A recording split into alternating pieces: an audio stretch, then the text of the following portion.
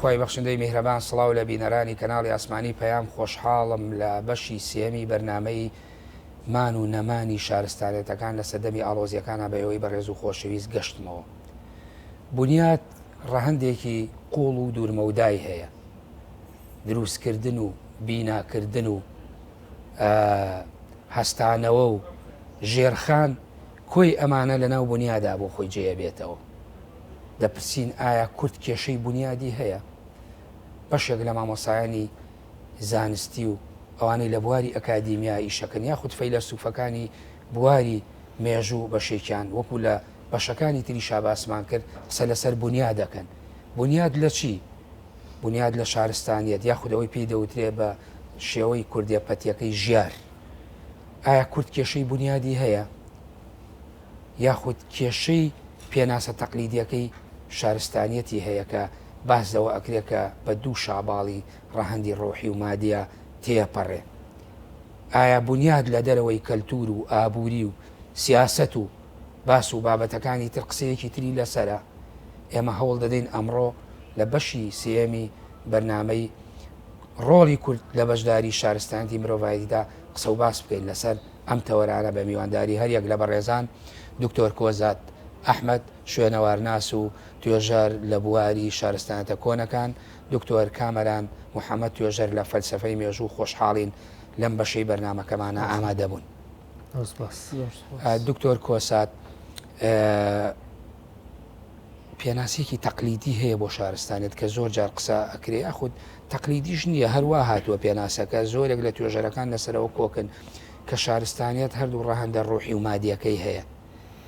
ئەم دوو ڕەهەندە پێناسەیەکە لە ڕابردووە کراوە و فەیلسوفەکانیش بەشێکیان لەگەڵ ئەوا بوون بە تایبەتی لایەنی ڕۆشنبیری و هوەری و فەرهەنگی و ئەوانەی گرتووەتەوە مێژووی و ئابووری و سیاسی و کۆمەڵایەتی. بەڵام هەندێکی کە وابەستەی دروستکردنی هێز و دەوڵەتیەکە نەڵێن ئەگەر هێز نەبێت دەوڵەت نەبێ شارستانیت بۆ خۆی دروست نابێت. یعنی لە نێوان ئەم دوانە ئایا شارستانیت بۆ خۆی ئەو تعریفە یاخود ئەو فۆرمەی کە پێی ئەبەخشرێت بۆ دروست بوون کام مۆدیلیانەیە کام شێوازیانە ئەگەر ئێمە بمانەوێت لە ئێستا قسەی لەسەر بکەین. دەست خۆش بێت شارستانی یا هەزارە سیڤیلایزیشن وەزنام کەم چەمک هەیە کە ئەو بەقەدەر شارستانی پێناسی هەبێ چونکە مێژوو نووسەکان تعریفێکی خۆیان بۆی هەیە، فەیلسوفەکان هی خۆیان بۆی هەیە، کۆمەڵناسەکانی خۆیان بۆی هەیە، اقتصادیەکان پێناسی خۆیان بۆی هەیە. بەڵام بەگشتی ئەوەی کە خاڵێکی هاوبەشەنەوە هەمیانە ئەوەیە کە بریتە لە فەرهەنگێکی ئاڵۆز یا کللتورێکی ئاڵۆز یان کۆمەڵێک جاریوە هەیە فەرهەنگ کە پێک و کۆبنەوە لە شوێنەکە لە کۆمەلگایەکە وەکو جەنابێشت فەرمووت دوو لقی سەرەکی یا دوو شاباڵی سەرەکی هەیە کە لایەنی مادی و لایەنی ڕۆحین. ڕاستە ئەمە لەم ناحێوەکە بەڵام هەندێک سیما هەیە کە ئەبێت تیا هەبێ بۆی پێ بڵێن شارستانی کە ئەویش بۆ نمونە چین بەندی یا بوونی چینی کۆمەڵایەتیە، بوونی تایبەتمەندیە لە کارە خاوەن کار تەخەسوس لە ئیشە دابەشکردنی کار، بوونی فۆرمێکە لە حکومڕانی واروەها بوونی وەسیلەیەکە بۆ بێگەیشتن و چۆنەڵی کۆمیونیکیشن کە لە زووربەی کاتە سیستەمێکی نووسینە ئەبێمانە هەبێ. ئەمجا ئەمانەی کە ئێرە لە کوردستانی کۆنا لە زووربەی کاتەکانە هەبووە، هەندێک کات هەبووە داتەپیوە خراپ بووە، هەندێک کاتیشە بووە گەشتە ترۆپ زۆر باش. لە کوردستانە یەکێک لە ئینەکانی کە لە مێژووە گرنگە قۆناغی دامەزراندنی شارستانی لەم لێرە دەستی پێ کردووە. بەس پرسیارێکی گەورەیە کە بۆچی دواتر گەشە ناکە بۆ شێوەیە لە دەرەوەی کوردستان گەشاکە بێتە شارستانی سۆمەری و بێتە بابلی و بێتە نازانم ئەوانی باش. ئەگەر ئەمە ببووری ئەگەر ئێمە من بە دیوەیەکی ترا سیاغی بکەمەوە بەشێکی زۆری ئەکادیمیستەکان و ئەوانەی کە ئێستا قسە لەسەر ژیارەکەن و بەشداری ژیارەکەن ئەی بەستنەوە بەلایەنی بنیادەوە. یعنی ئەمەی جیاوازە فۆرمە شکڵەکەی ئەوەی کە باس کراوەوە ئەم پێناسەی ئێمە پێڵێن پێناسەیەکی کلاسیکی کە بۆ شارستانت کراوە تا چەند پەیوەندی بە بنیادی بۆ خۆی بنیادی مرۆڤەوە هەیەوە لە ناوەی ئینسانەوە ئەمە سەردەرەکا و دێتە بوون و لە خەیاڵ و بیرکردنەوەیەکەوە یاخود لە گۆڕانکاری و هۆشیاری و زیهن و عقلێتی تاک و کۆمەلگاوە شارستانیە دروستە بێ. ئەوەی کە ئێوەکو توێژەرێ زۆر کۆڵینتان کردووە بە دووادا چوونتان کردووە لە بواری شوێنەوارەکانە یاعی تا چەند ئەمەتان گرێدراوی بیرکردنەوەی بنیادی مرۆڤ کردووە. خۆی پرۆسەکە دووجەمسەریە دووسەرەیە، یعنی کەسێک هینێک نییە بڵێ ئەم کەسا یا ئەم کۆمەلگایە خۆی پێشکەوتۆ و بنیادێکی پێشکەوتوی هەیە بۆ شارستانی دروستەکە. نا بۆ شێوەیە نییە، وەکو ڕێک وەکو درەختە گوایە یا خوڕۆکە گوایە تۆی گوایە کە خێتە خاکێکی گونجاو و ئاو هەوێ ئاوی هەیە و هەوا هەیە و تشی خۆ لێدا گەشاکە گەورە بێ بەردەوام بێ زیاتر گەشاکە یەکێکیان کەم بێ یەکیانی لێ ببڕی ئینە بێ. ئەمجا ئەم شارستانە کە دروستە بێ ئەم زروفە گونجاوەوە یا ئەو پێویستیەوە کەوا ئەکە شارستانی گەشە بکە و کۆمەلگاکە ئاڵۆسر بێ کەسانێک بەرهەمەهێنێ کە بنیادێکی باشی هەیە بنیادێکی پێشکەوتوی هەیە، یعنی خەڵکی ئەڵێ خەڵکێکی متەحەزرە یا خەڵکێکی شارستانیە چونکە لە ناو شارستانیەکە گەورە بووە پەروەردەی ئەو شارستانیە بۆیە کەسەکە بنیادەکەشی بۆ شێوەیە و کەسەکەش نخبەیە کە بنیادێکی باشی ئەتوانێت شارستانەکە پەرە پێ بدە بە هەمان شێوە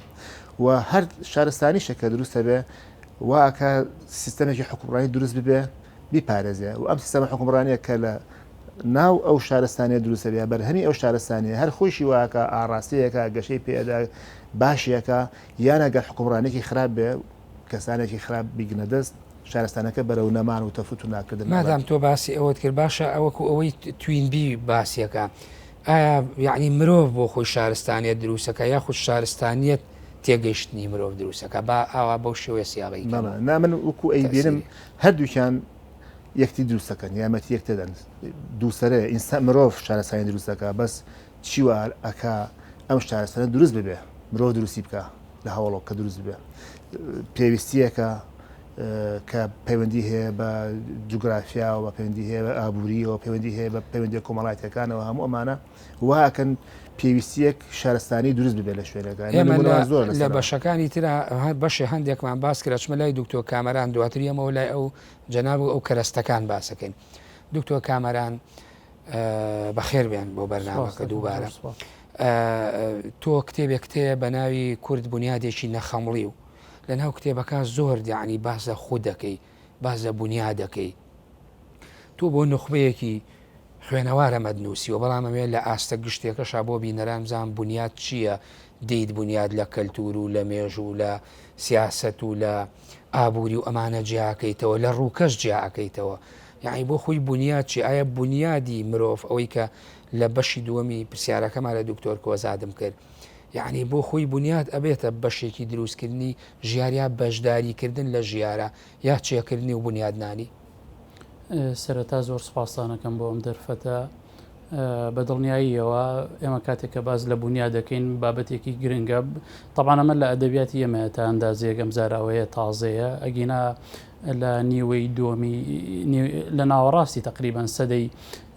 سەدەی بیستە هەر قوتابخانەیەکمان هەیە بە ناوی قوتابخانەی بنیادگەریەوە ئێمە وەکو مێژوو نووز وەکو مێژوو ئەچینە ناو ئەوکایە نەک وەکو بنیادگەرەکان لە ڕاستیە. مەبەستم لەوەیە کە قوتابخانەی ئانال چۆن ئیشی لەسەر کردو لە فەڕەنسا بنیاد واتە تێپەڕاندنی ڕووکەشێتی واتە چوونە ناو قۆڵاییەوە واتە پەیبردن بە تۆڕە ئەو تۆڕانەی کە پەیوەندیە کۆمەڵایەتیەکان دروستەکەن تاڵەکانی پەیوەندیە کۆمەڵایەتیەکان دروستەکەن پەیوەندیە ئابوووریەکان دروستەکەن پەیوەندیە سیاسیەکان دروستەکەن واتە تێپەڕاندنی ئەو واقعها ڕووکەشەی کە ئێمە بە بەردەوامی ئەیبینین بچیتە ناو جەوهەرەوە، بچیتە ناو پەیبردن بە ڕەهەندە قوڵەکانی دروستکردنی مێژوو، دروستکردنی ژیان، کارکردن، یعنی ژیان بە شێوازە گشتیەکەی، دروستکردنی ژیان بە شێوازە گشتەکەی. بە دڵنیاییەوە ئەگەر ئێمە لە ڕوانگەیەکی مێژوویەوە سەیری بکەین، هەتا تەنانەت مێژوو نووسی ئێمە بۆچی ئەڵێم مێژوو، بۆچی ناڵێم کایەیەکی تر، لەبەرەوەی مێژوو تاکە ئەتوانم بڵێم تاکە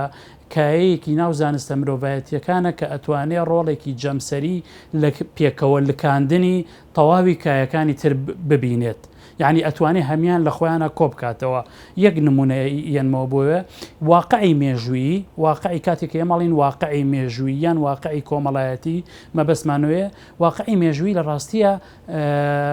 وەکو ئەو پەزڵە، وەکو ئەو وێنەی بەردەستی مناڵێک وایە کە پارچە پارچەیەکەی تۆڵی زەحمەت نەبێت دروستی کەرەوە.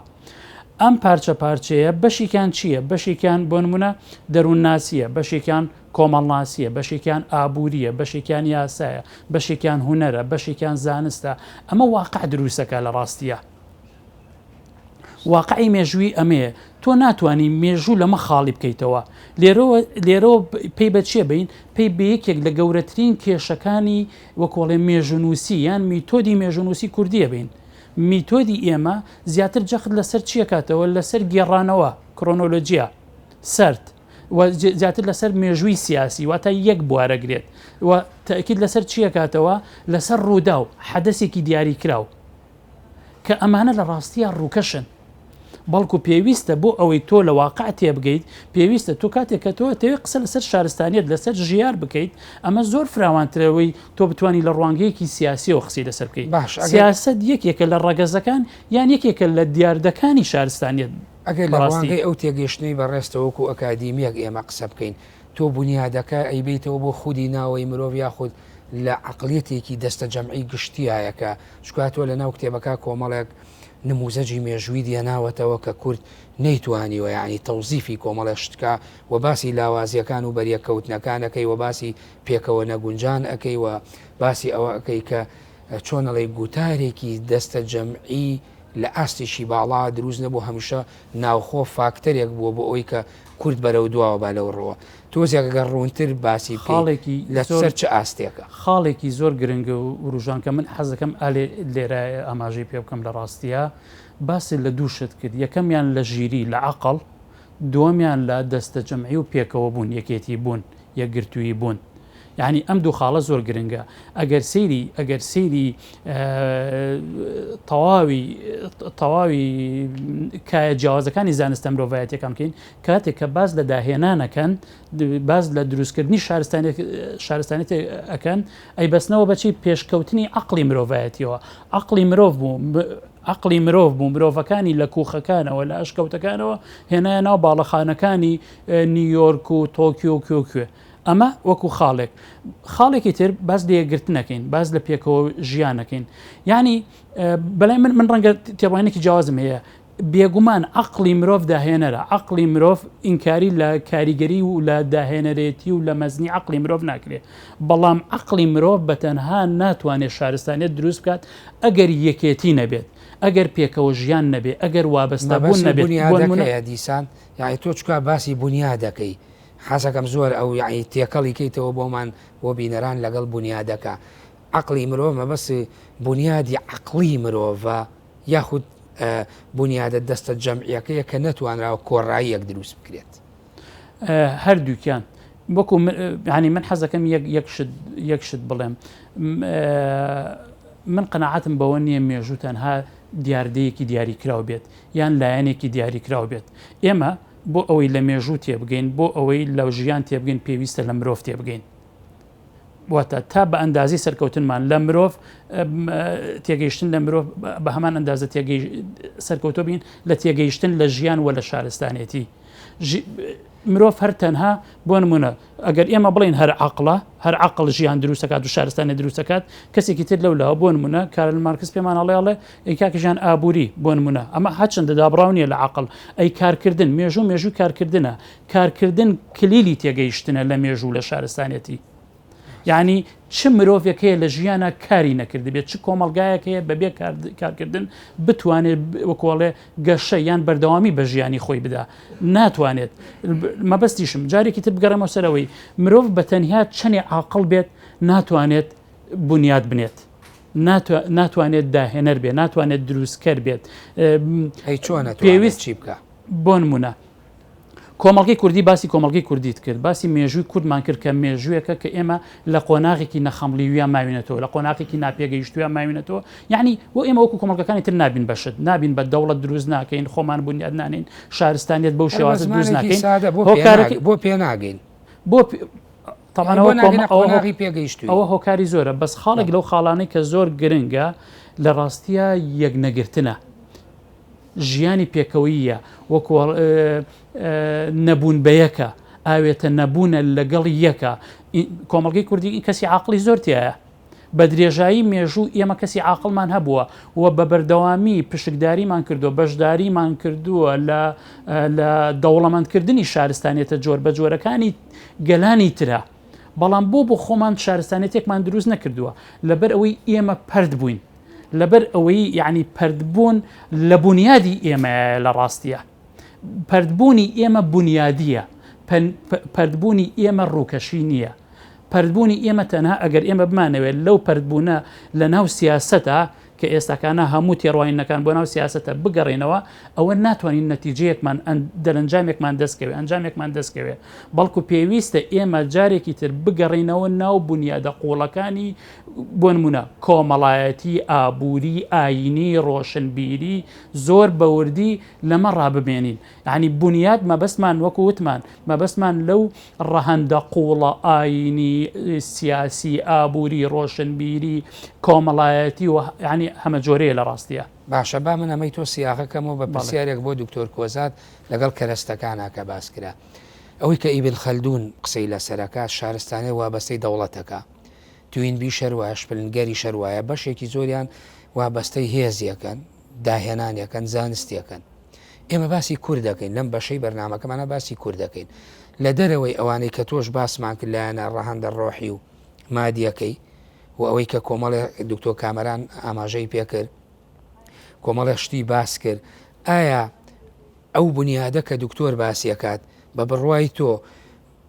ئەگەر ئێمە بازە کەرەستە بکەین کەرەستەکە دەوڵەت نییە ئەگەر ئێمە زۆر جار دکتۆرە زانێ بە تایبەتی لە بەشی مێژووە لە چەند ساڵی ڕابردووژە زۆر قسە لەسەرەوەکرا هۆکارەکانی دروست نەبوونی دەوڵەتی کوردی یەکسەر هەموو گوناحەکە ئەخرا سەر ئەوەی کە ئێمە نکولی نەتەوەیە بۆ چەسانەوەی نەتەوەیە بۆ داگیرکاریە بۆ کۆلۆنیالیستیە بووە بەرژەوەندی وڵاتانی ئەقلیمی خۆراوایی بووە یعنی ئەمانە دانراوە ئایا بە بڕوای تۆ دکتۆر کۆزات دروست نەبوونی شارستانی یا بەشداری نەکردنی شارستان یا حزور نەبوونی حزورێکی واقعی و گشتی لە ناو شارستانەتە هۆکاری ئەوە نەبوو کە ئێمە دەوڵەتێک قوارێکی سیاسیمان نەبووە نەخێر هەر ئەوە نییە شارستانی وەکو شارستانی کە باسم کرد لە کوردستانە هەبووە و ئێستا شار هەیە بەڵام چەندە پێشکەوتووە چەندە دواکەوتەوە شتێکی ترە لە هەندێک سەردەما گەشتە ترۆپکی بینی وەکو باسیشم کرد لە سەرەتایە لە قۆناغی دامەزراندنە ئەم شارستانیە گەورەی کە پێن مێسۆپۆتامیەوەە لە کوردستان دامەزراوە بناغەکانی لێرە هەموو دروست بووە بەس لە دەرەوە گەشەی کردووە هۆکاری زۆر هەیە ئەوە هۆکارە جوگرافی مەناخی لایەنی ئابووری تر ئەمانی هەیە کە دەوانی لێرەدا ناتوانین بە درێژە بە هەمی بن و باسی هەمی بکەین بەڵام باسی دەوڵەتت کرد دەوڵەت ئیتارێکە یا چوارچێوەیەکە کە زۆر یارمەتی ئەدا ئەگەر دەستی ئێلیتێک یا نخبەیەکی دەستەبژێرێکی حکومڕانی گونجا و ڕەشید هەبێ ئەتوانێت شارستانە زۆر گەشە پێ بدا زۆر گەورەیەکە فراوانێکە و بە ئاراسەیەک بیبا ئێستا ئەو وڵاتانە کە ئەیبینین وەکو ئێمە ئەوانەیش من لە زۆر شوێنێتی ژیاوم لە ناو خەڵکی ئەو وڵاتانێتی شا ئەوە هینە هەیە پەرتی پەردبوونە هەیە ئەوە کە خۆی ویسێ هەیە کەس خۆی بێ هەر کەسێوێ ماتەکەی خۆی بێ هەر کەسێوێ جیابێتەوە لەویتر بەڵام دەوڵەت ئیتارێکی داناوە کە هەمووی یەکە خا ئەو جهودانە ئەو ئەرکانە بە بڕوای تو ئێسێمە وەکو کورد خاوەنی شارستانیەتین بەتەکیت خاوەنی شارستانەتین تۆ لە بواری ئەم عەسرە دڵنیام کە زێڕی نییە ئێستا بەڵام کە بەگشتی سەیریەکەی بڵێ ئەو بواری کە تۆ کاریتیاکەی بۆ نوە شوێنەوار کۆمەڵە شوێنەواری گرنگەیە لە کوردستان بەڵێن لە عێراق ئەوەی کە چۆتە ناو لای حیاخود ئەوەی کە چۆتە ناو عفو پارێز هینە شوێنەوارەیە لیستی شوێنەواریەکەی نەتەوە یەگرتووەکانە وەنیە هەیە ئەوە بە شێوەیەکی عالەمی یونسکۆ هەیە ئایا ئەوە بە ناوی شارستانیتی چیوە چوون ئایا ئەو شارستانتە کلاسیکەکانی یۆناان و ڕۆمان و سۆمەری و چوزانم شارستانیەتی نەتەوە جیاوازە ئیسلام و ئایا بە ناوی ئەوانەوە چووە یاخود ئەمە بە شێوەیەکی گشتی چۆن وەسف و پێناسە ئەکرێ لە ناو یونسکۆ لە لیستەکەی یونسکۆ ئەمەڵە بەشێکی گرنگە لە کەلەپوری مرۆڤایەتی مرۆڤایەتی هەیە هەموو مرۆڤایەتیە کە تۆڵی فلانە شوێن فلانە شوێنەوار مەوازداین هەری خۆمانە هەموو مرۆڤایەتی خۆی بە خاوە نێزدانێت بۆ چونکە مرۆڤ دروستی کردووە چونکە پەیوەندی هەیە بە شارستانەکان تریشەوە چونکە ئەمە بەشداری کردووە لە هی شارستانێکی تریشە شارستانی تریش بەشداری تیا کردووە لەبەرەوە بۆیە ئەڵێ ئەبێ پارێزرێت چونکە کەلەپوری هەموو مرۆڤایەتیە تا چەند یعنی سیاست بەڵام لەکوێیە لە فلانە شوێنە لە کوردستانە ئەگەر ئێمە بیڵێن یعنی تا چەند سیاسەتی ڕۆشنبیری کوریان لە چۆن بڵێ سیاسەتی ئەکادیمی و زانستیەکان بە تایبەتی ئێوە بەڕێستان کە لە ناو زانکۆکانان یعنی تا چەند حکوومەت هاوکاری بووە لەمەی کە ئەمانە وەکو شارستانیتی کورد یعنی تەوزیف بکرێت بۆ ئەوەی کە تۆ باسێکەڵی شارستانی مرۆڤایەتی بەڵام خەڵک وەکو شارستانیان لە منتیقە ناوچە کوردیەکانە بیناسێنێ کە کوردیش بە سەدان ساڵ بەر لە ئێستا لەم ناوچە ژیا و کۆمەڵە شوێنەواری کەلەپوری لە دوای خۆی بەجێهێشت و چۆتە ناو ڕاهەندە شارستانێتەکانەوە حکوومەت هیچ حکوومەت ئیشی زۆر دانانە کەم کردووە و توانێت لە ئاخری لیستەکە بێ بۆ گرنگی پێدانەکانی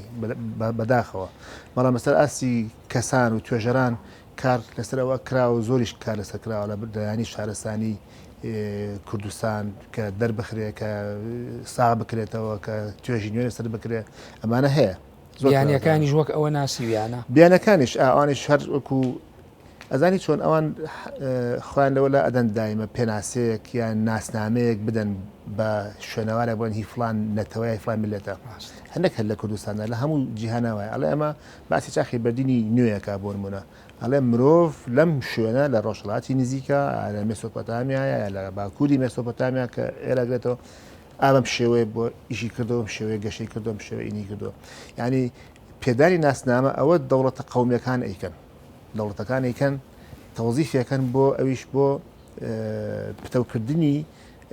ئایدۆلۆژیای دەوڵەت چونکە بیرمان نەچێ دەوڵەت چەند بنەمایەکی هەیە کە خاکە و خەڵکە و ئابووری ئەمانە بەڵامێکی شتێکی زۆ گرنگی تایە کە ئێمە گرنگی پێنادەین بوونی ئایدۆلۆژیایەکە ئەبێ ئایدۆلۆژیایەک هەبێ بۆی دەوڵەت دروست ببێ ئایدۆلۆژیایەکی یەکگرتوو تۆ لەگیری ئەو تێگەیشتنی کەڵی هەندێک دەوڵەت بۆ من لە ڕوانگەیەکی لەوانێت نەتەوێەوە یا چۆنەڵی ناسیۆنالیسیەوە بیرەکەنەوە یعنی ئەمە بۆ خۆی ئەبێ بە بەشێکیان محتەوا و پێکێنەرێکی گرنگی دەوڵەت کە بۆ خۆی ناسنامە بە هەموو شتەکان بەخشێت بۆ لە نمونەی شارستانیت کاڵین ئایدۆلۆژیا یان ئایدۆلۆژیاکی نەتەوەییە یا ئاینیە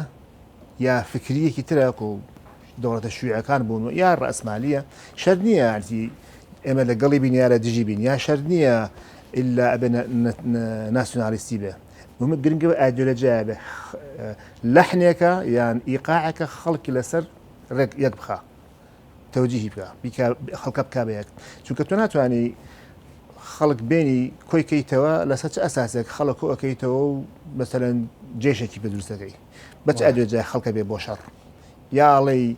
بەناوی دینەوەیە یا بەناوی نیشتمان پەروەریەوە یا بە ناوی دیفاع لە بەژەوەندەکانمانە یا خاکە یەکێک لەم شتانە هەراری هەنێکی جوانی هەیە ئەڵێ تۆ خرافەیەکت پێویستە بۆ ئەوەی خەڵک کۆ بکەیتەوە هەم یەک خەیت و دوای خۆتی بخەی بیکەی بە دەوڵەت ناتوانێت دەوڵەت بە 150 کەس دروست بکەی دەوڵەت کۆمەلگایەکی گەورەی ئەوێ ئەم کۆمەلگایە بە چی کۆکەیتەوە بە ئایدۆلۆژیای کۆیەکەیتەوە ئایدۆلۆژیاکەیت هەرکی بێ لەمانە یا لەگەڵی نیە لەگەڵینەوە شتێکی ترە ئایدۆلۆژیایەکێوێت کە یەکێکە لە هینە گرنگەکان و پێکەنەرە گرنگەکان بۆ کۆبڵە ئیسان نمونەمانێت وسی دەوڵەتی ئیسرائیل کە تەنانە سەیری ئێران کە یعنی هاتوو ئایدۆلۆژیای مەزهەب و کۆمەڵە شتیا خود جوولەکە کۆمەڵی بەعدی مێژووی زیندوو کردوەوە بۆ دروستکردنی دەوڵەت بێگومانەوە پشگیریەکە سپاس دکتۆر کامەران تۆ تیۆرەکانی بە تایبەتی نیکۆلا دالێنڤیسکیت هێناوە قسەد لەسەر کردووە بەدیهێنەر و ڕوخێنەر و نەخەمڵی و ئەم سیانە کورد لەناو ئەمانە چۆن جێت کردوێتەوە یعنی بتوانێت ینی شێوازی ئەو سێ کۆمەڵە یعنی چۆن جێت کردوێتەوە لە نێوان بەدیهێنانە وە ڕووخاندن یا ڕوخێنەریان نەخەمڵی و بۆچی کورد نەخەمڵیوە بۆ بنیادێکی نەخەمڵیوی هەیە لە تو هاتووی تێگەیشتنی یاخود تیۆری ئەکادیمیەکی کەسێک دێناوە لە دەرەوەی بۆ نمونە تێگەیشتنی خۆمان یا تێگەشتنی کوردی و ناوخۆی و خۆماڵی بە دڵنیاییەوە یەک خاڵ زۆر گرنگە کە ئێمە ئاماژەی پێ بکەین. نیکۆلا دانیێلڤیسکی فەیلسوفە، کۆمەڵناسە، ڕۆگناسە واتە زیندەوەرناسە، لە 1975 مردووە رووسیا. بێگومان پێشەوەی وەڵامی پرسیارەکە بە وردی بدەمەوە پێم خۆشەوە بڵێم کە زۆر گرنگە ئێمە مێژووی خۆمان، خوێندنەوەی مێژووی خۆمان، نووسینەوەی مێژووی خۆمان لە سەردیەت و لە ڕووکەشیەت و لە یعنی تێبپەڕێنین بچینە ناو هەوڵ بدەین سوود لەو خوێندنەوە فکریانە، لەو تیۆرە فکریانە، فەلسەفیانە، زانستیانە وەربگرین کە لە کۆمەلگاکانی ترە بەرامبەر بە کۆمەلگای مرۆیی بە شێوازێکی گشتی و شارستانەتی کراوە. بێگومان کاتی من 2007 بوو 2010 بوو کە یەکەم جار نیکۆلا دانیێلڤیسکیم ناسی وەکو بابەت توێژینەوەیەکم لەسەر کرد. تەماشام کرد زۆر لەبارە بۆ خوێندنەوەی کۆمەلگەی کوردی ئەم تیۆرە. ئەو بابەتێکی نووسیوە لەسەر پەیوەندی رووسیا لەگەڵ ئەوروپایە. ئەو مەبەستی ئەوە نەبوو کە تیۆرێک دابڕێژێت باز لە بەراوردی شارستانیت بکە، بەڵام دواتر زۆر گرنگ دەرچوو بابەتەکەی 1969 بڵاوی کردەوە. لەوێ ئەو باز لە شارستانیتێکە بەلای نیکۆلا دانیێلڤیسکیەوە شارستانیت بریتیە لە 4 چالاکی: چالاکی ئاینی، چالاکی سیاسی، چالاکی ئابووری کۆمەڵایەتی پێکەوە چالاکی ڕۆشنبیری. ئەڵێ هەر کۆمەلگایەک توانی ئەم چالاکیانە بەرەو پێشەوە بەرێت و نەوەستا و هەمیشە داهێنانی تیا بکات بە دڵنیاییەوە ئەتوانێت شارستانیت دروست بکات. و ئەو ئاماژە بە 12 شارستانێتەکە ئەڵێ لە مێژووی مرۆڤایەتیە ئەو 12 شارستانەتی کە دروست بوون ئەم چالاکیانە هەمیشە لە بەرەو پێشوونات بوون، نەوەستاون لە ڕاستیە، بۆیە ئەو شارستانیەتانە دروست بوون. لێرەوە یەت قسە لەسەر چێکات ئەوەی کە بەڕێزە داماژەت پێکرد، ئەو هێزاناکە کە کار لە دروستکردن یان ڕوخانی شارستانێتەکات. بێگومان سێ هێز دیارەکە: هێزە بەدیهێنەرەکان، ئەو هێزانن کە شارستانێتێ مەزنەکانیان دروست کردووە، ئەو هێزانن کە هەمیشە چاوەبڕ نەداهاتوو، کە هەمیشە بیریان لای داهێنانە، کە هەمیشە عەقڵیان کارایە، بیرکردنەوە لایەن کارایە، بۆیە شارستانێتێ مەزنەکانیان دروست کردووە. پێم خۆشە ئەو سێم قۆناغە کە نیکۆلا دیاری کردووە یەکسەر ڕاستەوخۆ لەگەڵ کووردا بەراوردی بکەی بۆ بینەران. بەڵێ ئەگەر لەم ڕوانگەوە جوانە، ئەگەر لەم ڕوانگەوە سێریکەین هێزە بەدیهێنەرەکان ئاینیان بەرەو پێشەوە بردووە، ئاینیان توانیویانە بکەنە ڕەگەزێک بۆ خزمەتکردنی مرۆڤ، بتوان بۆ خزمەتکردنی کۆمەلگا، بۆ جوانکردنی ژیان. سیاسەتیان کردووەتە ئامرازێک بۆ دروستکردنی کۆمەلگا، بۆ دروستکردنی مرۆڤ، بۆ جوانکردن، بۆ خزمەتکردنی مرۆڤ و بۆ دروستکردنی ژیان. ئابووریان هەمیشە بەرەو پێشەوە بردووە. بنیادی ئابووری ڕۆڵێکی بنەڕەتیە، کردویانەتە بنەڕەتیە بۆ دروستبوونی گەشەکردن و پێشکەوتن و شارستانیت. بنیادی کۆمەڵایەتی بنیادێکی کۆمەڵایەتی سروشتی، لە ڕۆشنبیریەکی تەندروست، ڕۆشنبیریەکی ڕەخنەگر، ڕۆشنبیریە کە هەمیشە هەوڵ بدات بەرەو پێشەوە بچێت. ئەگەر لەم ڕوانگەوە سەیریکەین ئەم 4 چالاکی ئابووریە، ئەم 4 چالاکی شارستانی کە نیکۆلا دانیێلڤیسکی وەریگری وەکو ناونیشان من تەنها ئەوە بە بینەرانی خۆشەویست ساڵم بە هەر کوردێک یعنی لە هەر ئاستێکا بێت، ئەگەر کورد و ئاین وەرگین وەکو سەرباسێ کورد و ئاین، ئایا تا چەند کورد بە شێوازێکی سروشتی، تا چەند کورد لە ئاین تێگەیشتووە، تا چەند توانیوێتی ئاین لە خزمەتی خۆیە. شاطبی قسەیەکی جوانی هەیە کە عالمێکی زانایەکی ئیسلاماڵێکی جاء الدين لتحقيق مصالح العباد. ئاین بۆ هاتووە بەرژەوەندەکانی بەندە، بەرژەوەندەکانی مرۆڤ دابین بکە. تا چەند ئاین لە کۆمەڵگەی کوردیە بووەتە ئامرازێک بۆچی بۆ دابینکردنی بەرژەوەندەکانی بەندە. ئەمە ببوورەگەر وەڵامەکانت بچێت ناچێتە خانەی ئەوەی دکتۆر کۆزات باسی کرد، باسی ڕەهەندێکی تریگر کە ئایدۆلۆژیایە. ئایدۆلۆژیا ئێستا بنەوە جوولەکە یعنی ئیسرائیل تۆ سیرەکەی ئاینی تەوزیف کردەوە بۆ دروستکردنی دەوڵەتەکەی ڕاستە حرەکەیەکی سیاسی تازەیە وانە زۆر بەڵام سوودی لە ئاین بینیەوە بۆتە ئایدۆلۆژیای دەوڵەتە بە دڵنیاییەوە ئاین هەم مرۆڤ دروستەکە هەم تاک دروستەکە هەم قوارەکان دروست دەکات هەم دەوڵەت دروست دەکات یعنی کەم نین ئەو دەوڵەتانەی کە لە مێژووی مرۆڤایەتیە لەسەر بنەڕەتی ئاین دروست بوون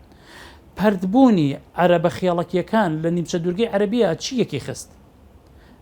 بە دڵنیاییەوە ئاینێکی خست ئایدۆلۆژیایەکی خست یعنی هەموو ئەو ئینتیما بچووکانەی ئەو ئینتیما وردانەی کە لە ناو خێڵێکە هەبوو هەمووی تێپەڕاند ئینتیما بۆچی بۆ پەیامێکی چی پەیامێکی ئاسمانی بۆ ئاینێکی فراوانتر ئەوە بۆچی کرد شارستانێتی وەکۆڵێ دەوڵەتێکی گەورەی دروست کرد لە ڕۆژهەڵاتەوە بۆ ڕۆژاوە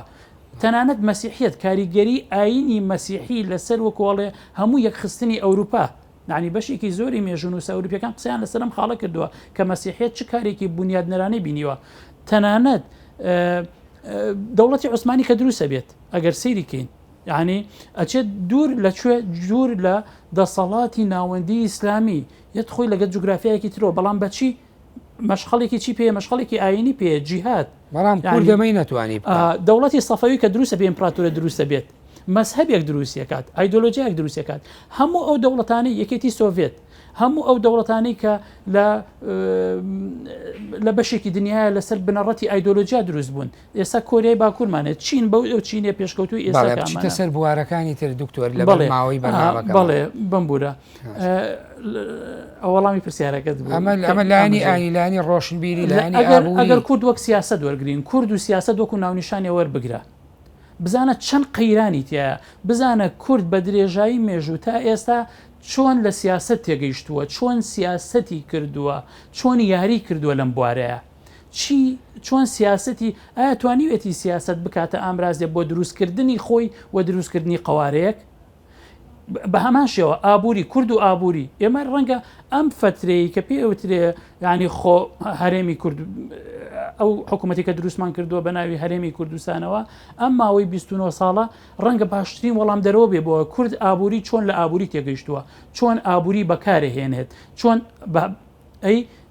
بنیادی کۆمەڵایەتی کورد لە کۆمەڵگەی خۆیان چۆن توانیوێتی قسە لەسەر کێشەکانی خۆی بکە و هەتا دوایی وا ڕۆشنبیریش قەیرانی گەورەمانێ هەموو ئەم کایانە لە جیاتی ئەوەی ئالێرای خاڵێکی زۆر گرنگەیە لە جیاتی ئەمانەی ئاین سیاست ئابووری ڕۆشنبیری یعنی چارەسەری کێشە بۆ کورد بکەن لەبەر ئەوەی تێناگات لەبەر ئەوەی نازانێ مامەڵی لەگەڵ بکات کێشەی قوڵی بۆ دروستەکات باش دوو کۆمەڵەکەی ترکەنی کۆمەڵێکی ترمان هەیە کۆمەڵێکی ترمان هەیە کە نیکۆلاس دانیێلڤیسکیڵە چی ئەمانە کۆمەڵی دۆمیان کۆمەڵە ڕوخێنەرەکانن ئەڵێ ئەمانە نەک ناتوانن شارستانیت دروستکەن بەردەوام خەون بەچیوە بینن خەون بەوە بینن چۆن لەسەر لاشەی شارستانیەتەکان بژین چۆن بیان ڕوخێنن نمونەش ێنێتەوە ئەڵێ مەخۆلەکان شارستانێتی ئیسلامیان ڕوخان هۆنەکان ڕۆڵێکی گرنگیان لە ڕوخاندنی ئیمپراتۆریەتی ڕۆمانیا بینی ئەگەر سێری مێژووی کوردیشکەی سیرەکەی کورد بۆ دەرەوەی خۆی هەرگیز ڕوخێنەر نەبووە هەرگیز تێکدەر نەبووە لە ڕاستیە ئەڵێ لە بینی ئەم دوو هێزەیە هێزە بەدیهێنەرەکان و هێزە ڕوخێنەرەکان هێزە نەخەمڵیوەکانمان هەیە نەخەمڵیوەکان واتە پێنەگەیشتوو طبعا من ئەم وشەیە لە فەرەنگی خاڵی شێمحەمەی خاڵە دەرم کردووە نەخەمڵی واتە پێنەگەیشتوو ئەمانە ئەڵێ نە ئەتوانن بەدیهێنەر بن ڕۆژێک لە ڕۆژان نە ئەتوانن ڕوخێنەر بن ئەمە لە ئەنجامی گەشەکردنی ڕەوتی پەرسەندنی مێژوویان تووشی کێشەیەکی وجودی بوون ناتوانن گەشە بکەن زیاتر ئەگەر کەوتە ببوورە بام بۆی بچمەوە لای دکتۆر کۆزات کەواتە بە پێوەری ئەم سێ کۆمەڵە بێکە نیکۆلاس دانیێلڤیسکی دیاری کردووە کورد بەشداری ژیاری نییە خو ژیاری نییە ئەمە پرسیارە بنەڕەتیەکەیە ئەڵێ ئەم کۆمەڵە ناتوانن شارستانێتێکی تایبەت بە خۆیان دروستکەن ناتوانن مێژوویەکی سربەخۆ بۆ خۆیان دروستکەن خەوارەیەکی سربەخۆ بۆ خۆیان دروستکەن بەڵام ئەکەر کەوتنە سنووری هێزە بەدیهێنەرەکانەوە هێزە بەدیهێنەرەکان وەکو کەرەستا و وەکو ئامراز بۆ دروستکردنی شارستانێت بەکاریانێنن ئەگەر کەوتنە سنووری هێزە ڕوخێنەرەکانەوە هێزە ڕوخێنەرەکانیش بە هەمان شێوە وەکو ئامراس و کەرەستا بۆ ڕوخاندن بەکاریانێنن و من لەو کتێبەیە دێها نمونەم بۆ هەردووی نەکە هێناوەتەوە باش سپاس دکتۆر کامەران دکتۆر کۆزاد لەوانەیە من تەوەری بەرنمەکەی وەر خەریتەی فکری بەرنمەکەم وا داڕشتووە کە زیاتر بە شێوەیە قسە لەسەر شارستانیەت و کەرەستەکانی و دەوڵەت و بەشداری کورد بکەیت بەڵام وەڵامەکانی ئێوە ڕامە کێشێ بۆ هەندێک پرسیاری ترکە لە پێشەوە هینێک بڵێم تێبینەیەک من قسەکانی تورکەمەران بەڕێز و خۆشەویست حەزەکەم ئاگاداری ئەوە بین نابێ ئێمە تەماشای هەموو مێژووی کورد بکەین لە پەنجەرەی حکوومەتی هەرێمەوە حکوومەتی هەرێم تەجروبەیەکی زۆر فاشی لە هیوادارم کە چاوی لێ نەگا بەڵام مێژووی کورد و کوردستان هەمی واهی نەبووە دەوڵەت هەبووە دەوڵەتی گەورە هەبووە نیوەی هەموو ئێرانی گرتوتەوە بۆ نمونە حەسەن وەیهی ئیمارەتی سۆران هەبووە ئیمارەتی بابان هەبووە لە فەتێکا زۆر ئەجۆلەجای هەبووە شارستانی هەبووە مەراکزی سەقافی زۆر پێشکەوتوو لە کوردستانە دروست بووە لە سەردەمانێکە ینی هەمیشە بەو شێوەیە نەبووە ئێمە حەز ناکەم ئەو تەبعمان لا دروست ببێ کە ئێمە هەمیشە وەکو ئێستا بووین بەڵام پێوەرەکەی دکتۆر کامەران ئەو فەیلسوفە ڕووسی هێناوەتەوە لە سێ کۆمەڵی جیاوازە فعلەن بەراوردی کردووە کە کورد لەناو ئەمانە یعنی پێواویەتی بەوەی لە بەدیهێنەر و ڕوخێنەر و نەخەمڵیوە یعنی هەمووی لە کووردا بۆ خۆی بوونی هەیە تۆش ڕادوایە بە شێوەیەکی گشتی کە کورد بڵێ خۆی خاوەنی ژیار و خاوەنی شارستانێتە بەڵام ئەوەی کە نەخەمڵیوە هەوەکو چۆن لە سەرەتاوە باسی لایەنی ڕۆشنبیری و ئابووری و سیاسی و ئاینی کرد ئەم چوارە کە لە بەشی یەکەمی بەدیهێنەرەکایە نییە کەواتە کورد نەیتوانیوە بەشداری شارستانگە یاخو ژیارێکی نییە کە بۆ خۆی شانازی پێوە بکات. نامەوەی نبینێ من لە قوڵتر زۆر قوترە ڕۆمەگەم 5,000 ساڵ ئەگەڕێمە دواوە لە 5,000 ساڵ لەو 5,000 ساڵەیە زۆر ژیاری پێگەشت و بەرزە بینم کە دراوسەکانی لیانوەرگرت و سوودان لێبینیوە منە بینم کە دەوڵەت و دەوڵەتداری هەبووە نخبەی حاکمی هەبووە ئەوانە هەبوون بەس لە هەندێک سەردەمە بەڵێ تۆکەویتە بەنێوان بەرداشی دوو هێزی گەورەوە زەحمەتە بۆ تۆ لە نێو هەردووکیانە بژیت مە زۆر جار هەیە دەوڵەتەکانی تر کە دروستە بن و شارستانی بنیاد ئەنێن گەشەی پێدەن دایمە پشتیان بە لە پشتیانەوە ئەمینە ئێمە پشتی ئەمینمان نییە ئەو یەکێکە لە ئەسبابەکان کە هەیە دەوڵەتی میدی کاتی خۆی کە دروست بووە پشتی بە بیابانەوە بووە بیابانی ناوەڕاستی ئێران بانی ئێران و لەولا بە دەریای قەزوینەوە چونکە میدیا تاکو و شاری ڕێی ڕۆشتووەکرێ بڵێن پشتی بەلایانی جۆپۆلۆتیکی بەستووە بەشێکی قەزبەوەی پشتی ئەمین بووە ئێستا پشتی ئەمین نیێتەوە لەبەرەوە زەحمەتە تۆ بتوانی لە نێوان دوو بەرداشە خۆت مەبەسی دراوسەیە دراوسەکان بەڵێ ئەوەیەکێکە لە ئەسبابەکان سەبێکی تر تۆ ناتوانانی بە تەواوەتی یەک بگری یا یەکێتێکی پتە و دروست بکەی وەکو لە دەشتەکان هەیە بەهۆی جوگرافیاکەتەوە دائما سەیری سیمای سیاسی کوردستان بکەی لە کۆڵ تا ئەمڕۆ بریتە لە یەکەی سیاسی بچووکی پەرت یەکەی سیاسی بچووک لە کاتی پێویستە لە کاتی مەترسیە یەکەگرێ بێتە هێزێکی گەورە دەوڵەت و ئیمپراتۆری گەورە ئەتوانە بڕوخێنێ دیفاع لە خۆی بکە لە کاتی شەکەی پێویست نییە هەرێکە و استقلالەتی خۆی وەرگێتەوە گەشتەکەی دکتۆر کامەران بەڵێ لەو ناحیەوە ڕاستەکە پەرتە بچووکە بەڵام بۆچی پەرتە ئەمە ئەوە بزانم بۆچی یەکی سیاسی بچووک دروست دەبێت بۆچی یەکەی سیاسی گەورە دروست نابێت لەکوێ دروست دەبێت علاقی هەیەتە بە ئاویشەوە با بزانین نانی لە سۆمەرە شاری گەورە و دەوڵەتی گەورە دروستە بێ چونکە لەسەر ڕووبارێک ئەژی ئەتوانێت کە شوێنوارای دۆزیتەوە شاری ئوروک دروست دەبێت کە ئەو کاتە زیاد لە 16,000 نیشتەجێبووی هەبوو دانیشتوی هەبووە لە کوردستانە ناتوانانی لە شارباژێر شارێک دروستکەی میلیۆنێک خەڵکتیا بژی ئێستا یان 16,000 کەس لە یەک شوێن نابژی چونکە ئاو نییە تا دابەشبوونی سەرچاوەکانی ئاو مرۆڤی کوردستانی کورد بێ و کورد نەبێ ناچارێکە کە بڵاو بێتەوە دێ بچووک بەپێی دابەشبوونی ئاوەکان چونکە تۆ ئاو بۆ خۆت و بۆ مەڕ و ماڵات و بۆ کشتتۆکاڵت کە بڵاویش بوویتەوە بۆ شێوەیە ئەنی یەکێک لە هینەکانی دروستبوونی دەوڵەت و هین چییە یا شارستانی چییە کە کۆمەڵێکی زۆر خەڵکت هەبێت لە شوێنێکە تەخەسوسی ئەئیشی تیا هەبێ وەکو وتم زۆر حکومڕانی تیا هەبێ ئەمجا ئەمە دروست دەبێ کە تۆ بەهۆی نەبوونی ئاوە ناتوانانی کۆبیتەوە شاری گەورە دروست نابێت شاری گەورە دروست نەبوو شارستانێکی ئەوە وا دروست نابێت شارمان هەیە لە پێدەشتەکانە هەمانە شاری کەرکووکی کۆن کە پێێتە گاسوور و ئەڕاب هەکاتی خۆی نووزی هەولێری کۆن گردی لەیلان لە باکووری لە کوردستانی ڕۆژئاوا ئەمانە مرکزە شارە گەورەکان لەوێ هەبوون لە کوردستانە بەڵام لە ناوچە چیاکانە ئەو شارە گەوران دروست نابێت لەبەرەوەش ئەو شارستانە دروست نابێت کە تۆ بەراوردیکەی بەهی مەسەرەن سۆمەری و بەهی یۆناان و بەهی ئەوانە بەڵام ئێمەگەر هەندێک پێوەەر هەیە بە تایبەتی بۆ نمونە پێوەری ئەوەی کە زۆرجار باسەکەڵە چیاکان بۆ خۆی پشتیوانی کوردەکان بوون یا خۆت لە وەرگا بیا خاکیکی بە پیریابوونی کانزا ڕاستە لەم دوایە بەم درەنگە دۆزرایەوە ئەگەر ئێمە ئەو پێوەرانە خۆ دکتۆر بکەین بە پێوەەر کورد خاوەنی زەوی و داهاتێکی دەوڵەمەند بووە خاوەنی سەرمایەکی گەورەی سەرزەوی و ژێرزەوی بووە یعنی ئەمانە بۆ خۆی بۆ شارستانیت نەیتوانیەوە یا بۆ ژیار بنیاتی بنێ و بتوانێت تەوزیفی بکە بەڵێ ئەوە عاملێکی زۆر یاری دەدەرە بەڵامی عاملی تری فاکتەری تر هەیە کە پەت دەکاتەوە کە نایە لە کۆبیتەوە ئەوەش هەیە شاخک چیاکان ڕاستە ئێمەی پاراستۆ و پشتوپەنا بووە و ئەگەر چیانە بووە ئێسمە هەمومان بە عەربی قسەمانە کرد دڵنیام لەوە یا لەوانەیە بووە بە فارسی قسەمان کردە چیا ئەم بنیادی ئەمە تۆی باش پاراستووە بەڵام ئەو زەرەرشی هەیە ئەو لایەنەشی هەیە کە جا دەکاتەوە پەرتەکە یعنی ئەمە هەر لە زمانی ئێمە نییە لە زمانی کە باسی کورد دەکەین باسی زمانی هەزاری دووەمەکەم خوریەکان کە گەلێکی کۆم و لە کوردستانە ژیان ئەوانش بە هەمان شێوە ئیماراتی بچووک و دەوڵەتی بچووک و زۆر جار ململانە نێوان هەبووە و هەندێک جاری ژێکیان گرتووە دەوڵەتی ئاشووری کۆنیان ڕووخانەوەت ئاشووری نوێش باسی 1612 ناکەم باسی مەملەتەکەی شەمشی ئەدە دەکەم ئەویان ڕووخانەوە و بناغەیەکیان داڕشتۆ بۆ دروستبوونی دەوڵەتی میتانی بەس دەوڵەتی میتانی لەکوێ دروست دەبێت لە چیاکان دروست نابێت لە پێدەشتەکان دروست دەبێت لە دەشتایەکانی کوردستانی ڕۆژاوا دروست دەبێت لێەوە هینەکە چاولێها قەزم ئەوەیە جوگرافیا زۆر کە فاکتەرێکی زۆر گرنگە زۆر دەوری بینیوە باشە ئەو پێوەری تۆ باسیەکەیوانە بۆ ئەم ڕۆژتەواو کە ئێمە لەم ڕۆوە کورد کەوتۆتە سەردەمی ئاڵۆزیەکان و گۆڕانکاری و پێشکەوتنی تەکنەلۆژیا و یعنی من لە بەشەکانی تری بەرنامەکەشا باسمان کردووە دەسەڵاتی کاپیتالیستی بۆ منە گەورە نوێنەرایەتی جیهانەکە و ئەو یعنی چۆنەڵی سنوورەکان نەماوە سیستەمی نوێی جیهانی هەیە ئایا ئەم پێوەرانی تۆ باسیەکەی بۆ ئەم ڕۆژ ئەمە واقعیە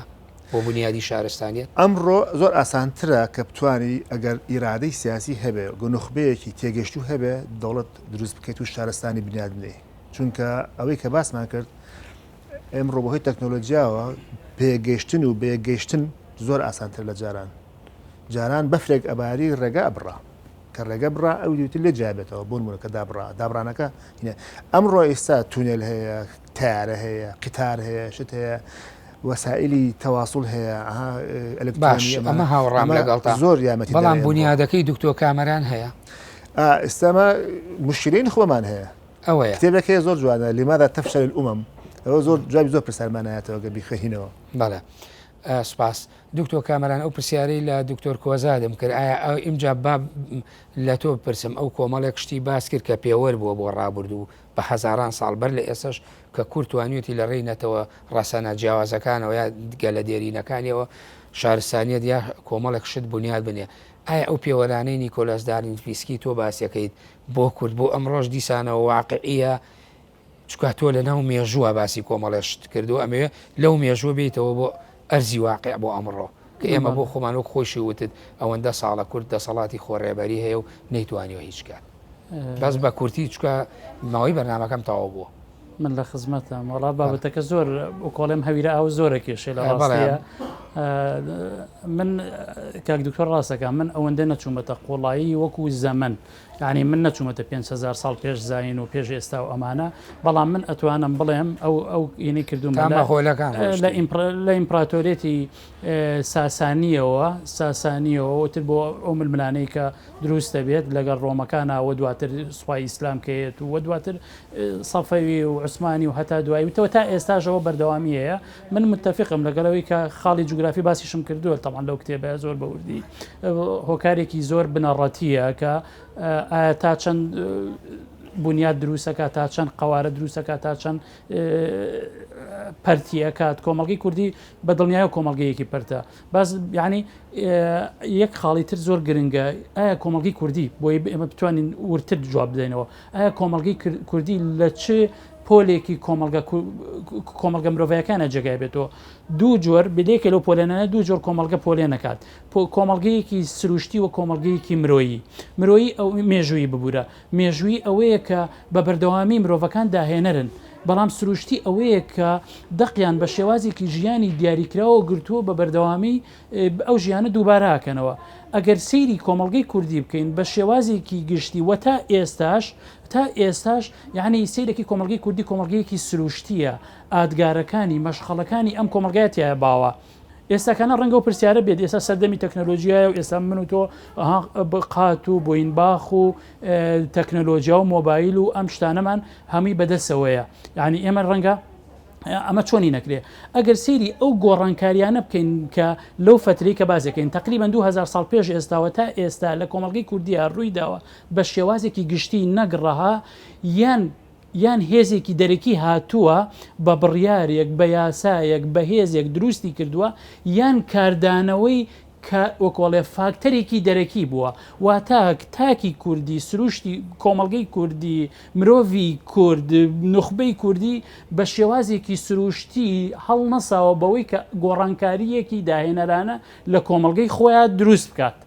نمونەمان هێناوەتەوە، چەند نمونەمان لە قۆناغە جۆر بە جۆرەکانە هێناوەتەوە بەو میرنشینانش کە کاک دکتۆر ئاماژی پێکرد کە هێزیانە بۆ دەسەڵاتیانە بۆ کاریگەریان لەسەر هاوکێشەکان. باشە سپاس دکتۆر بە کورتی زۆر بە کورتی دواقسەی خۆت لەسەر کۆی تەوەری بەرنامەکە بەشداری کورد لە بنیادنانی ژیاریا شارستانیەدا بە کورتی بەبینەران بڵێ وەکو ئەکادیمیەک. وەڵا بە دڵنیاییەوە من تەنها ئەواڵێم زۆر گرنگە من ڕۆکەمە توێژەرەکان بە تایبەتی زانستە مرۆڤایەتیەکان دەروون ناسەکان کۆمەڵ ناسەکان مێژوو جوگرافیا شوێنەوار ناسەکان یعنی کۆمەلگەی کوردی کۆمەلگایەکە کە کەم کاری تێکراوە. زۆر گرنگە ئێمە بە وردی و بە قۆڵی و بە گشتی هەوڵی سەر لە نوێ دراسەکردن و توێژینەوەی کۆمەلگاکەی خۆمان بدەین. ئەمەی گەێنێتە بەشداری لە ژیارەکانە بە دڵنیاییەوە خاڵی یەکەم بۆ ئەوەی ئێمە بتوانین بنیاد بنین پێویستە ئەو هۆکارانە دیاری بکەین کە ئێمە ئیفلیچ کردووە. ئەگەر بە توێژینەوە نەبێ ئێمە چۆن ئەتوانین ئەمە بکەین. باشە سپاس دکتۆر کۆزات دەرفەتێکیش بۆ جەنابەگە دوا قسەت لەسەر کۆتەوەری بەرنامەکە و بەشداری کورد لە ژیارەکانەوە هەستم کرد کۆمەڵی ڕێی تازەوە هەمە ڕێی جیاوازیشی تیا بۆ قسەکانتان شتێکت بێت. سپاس دەکەم وەڵام منیش هەر لەگەڵ بەڕێز دکتۆر کامەرانم زۆر پێستمان بە توێژینەوەی زیاتر و قوڵتر هەیە. ئێمە یەکێک لە کەم و کوڕێ گەورەکەمان نەبوونی توێژینەوەی جددی و قوڵە لە خۆمانە. مەسە من زۆر بێزارە بم کە ئەبیستم سیاسێکی قساکە ئەڵێ ئێمە کوردە بێ هاودەنگ بێ و ڕایەک بێ مشکلەکە ئەوەیە هینە پەرتە باشە چۆن هاودەنگ بێ تۆ ئەم جابەرەوە ئەمە توێژینەوەی قوڵیەوێ ئەمە نووسینی دکتۆر کامەرانیەوێ میکانیزمی هاودانگمەتە چۆنە مەزانم پەرتین مەزانم بەیەگرتووی سەرەکەوێنە بە قسەیەکە هەموو کە زێزانە بەس چۆن بیکەین و بۆچی بە ئاسانی نابێ دوێت توێژینەوەی زانستی کاتی خۆی مامەستا ئەمێزدەکی بەڕاستی قسێکی زۆر جوانی کردووە لە کتێبەکە زۆر ڕاستە سەش کە ئینەکەمەوە خوێنمە هەموو جارێک ئەڵێ تۆ بۆ ئەوی پێشکەویت و ببی بە شتێک دووشت پێویستە کەڵەکەبوونی سامان و کەڵەکەبوونی زانست. ئێمە بەداخەوە لە ڕووی ئەکادیمی زانستیەوە وێرانان کردوین و لە ڕووی سامانیشەوە ئیفلاسیان پێ کردوین وا دیارە ئەو قسەی ئەوانیان خوێنەوە دژمنەکان ئیش لەسەرەوەکەن هەردووکیمان لەبسەرن هەمووشی هەیە بەڵام نەماتوانیەوە تەوزیفیکەین. بەڵێ زۆر سپاس بۆ دکتۆر کۆزاد ئەحمەد شوێنەوارناس و توێژەر لە بواری شارستانە کۆنەکان سپاس بۆ دکتۆر کامەران محەممەد توێژەر لە فەلسەفەی مێژوو سپاسانەکەمە پڕ لە بەرنامەیە ئەمادەبوو. بەڵێ بینەرانی بەڕێز و خۆشەویست بەم شێوەیە هاتمە کۆتایی بەرنامەی گفتوگۆ بەر لەوەی کۆتایی بێبێن دەمەوێت لێرەوە سپاسی کتێبخانەی ڕۆمان و ناوەندی ڕۆشنبیری ڕەهن بکەم بۆ ڕەخساندنی ئەم فەزایەوە ئەم شوێنە بۆ گفتوگۆکردنی باس و بابەتێکی معریفی لەسەر شارستانە سپاسان دەکەم کاتێکی خۆش بۆ هەموو لای.